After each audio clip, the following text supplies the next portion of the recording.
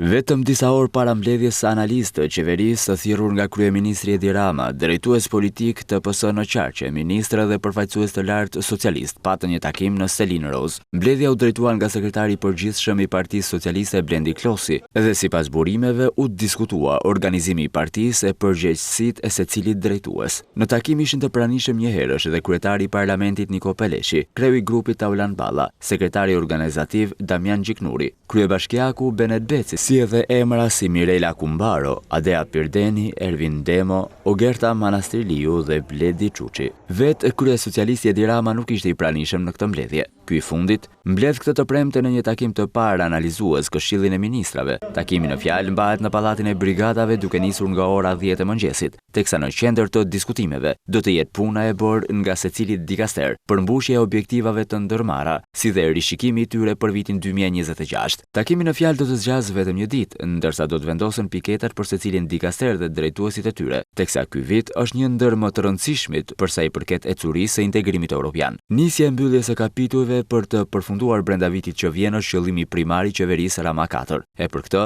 do të duhet më shumë përgjegjësi.